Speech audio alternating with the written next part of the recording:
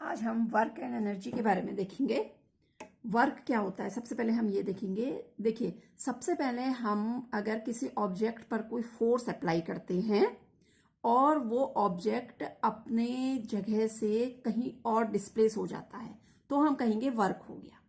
मतलब क्या है, जैसे कोई ऑब्जेक्ट था, हमने उस पर एक फोर्स लगाया, ओके, तो वो जो ऑब्जेक्ट था वो अपनी जगह से it displaces from one point two another point, एक जगह से वो दूसरी जगह डिस्प्लेस हो गया तो हम उसे कहेंगे कि वर्क हो गया है।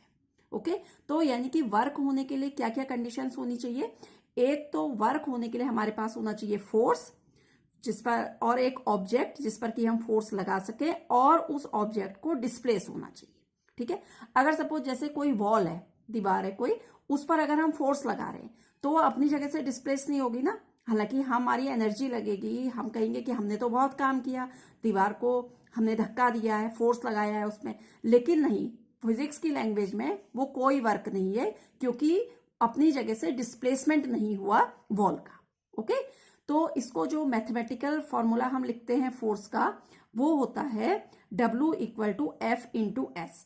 F into S means F है यहाँ पर फोर्स और एस है यहाँ पर डिस्प्लेसमेंट। और जो वर्क की यूनिट भी हम ऐसे निकाल सकते हैं, ऐसा यूनिट जो है वर्क की वो होती है, जैसे फोर्स की यूनिट होती है न्यूटन और डिस्प्लेसमेंट की होती है मीटर।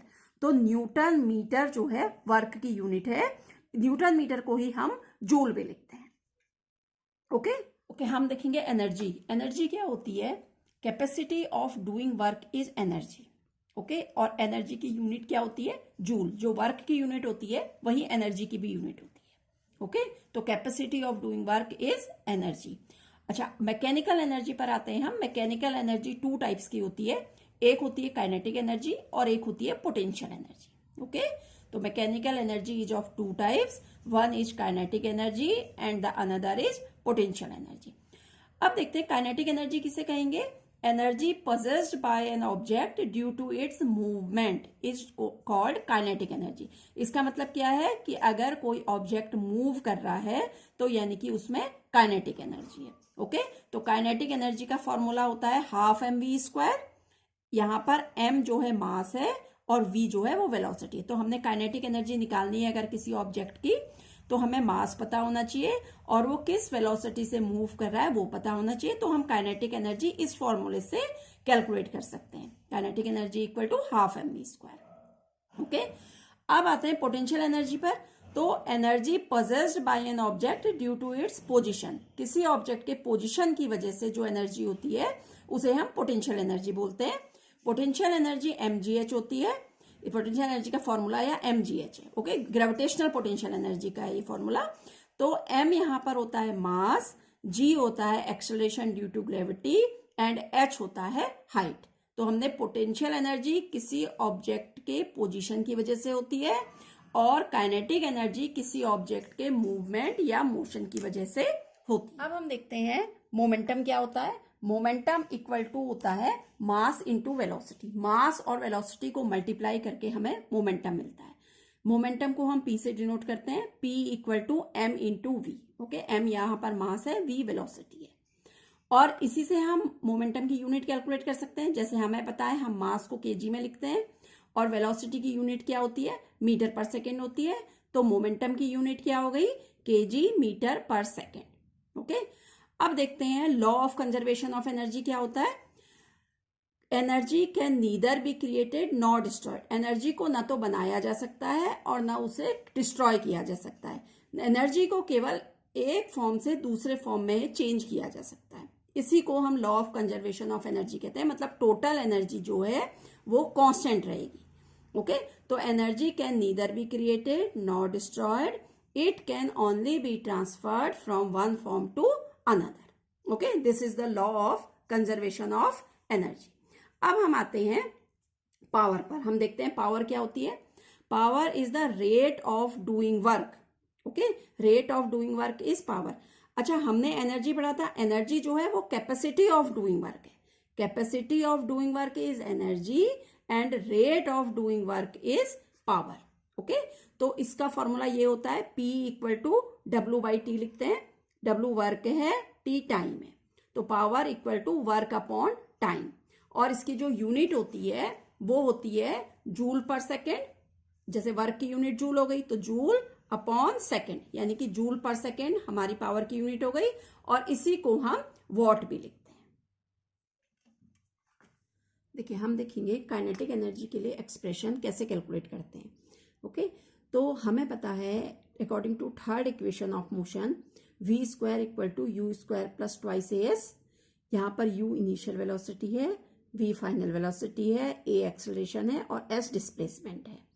तो इसको रीअरेंज करके हमने यहाँ से s की वैल्यू निकाल ली। ठीक है, इस वाली इक्वेशन से ही हमने s की वैल्यू निकाली, तो s आया हमारे पास v square minus U square upon twice A, ये हमारे पास s की वैल्यू आई।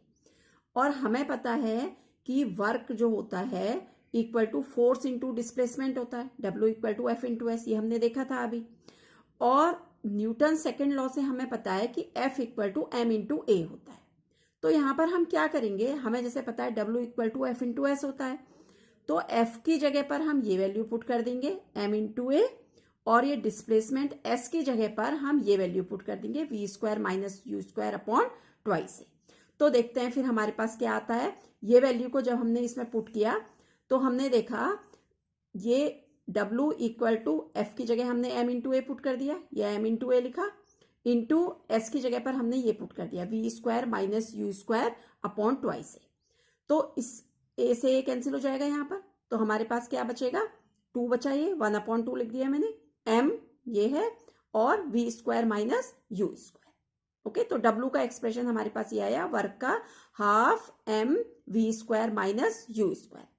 अब हमें पता है जो वर्क एनर्जी थ्योरम है, according to work energy theorem work done equal to होता है change in kinetic energy. Okay, तो चेंज इन काइनेटिक एनर्जी मतलब हमने क्या लिखा, kinetic energy final minus kinetic energy initial, ये चेंज इन काइनेटिक एनर्जी है। तो चेंज इन काइनेटिक एनर्जी किसके इक्वल होती है, वर्क डन के इक्वल होती है। ओके, तो चेंज इन काइनेटिक एनर्जी ये लिखा, और वर्क डन हमारा ये निकल के आया था half m v square minus U square.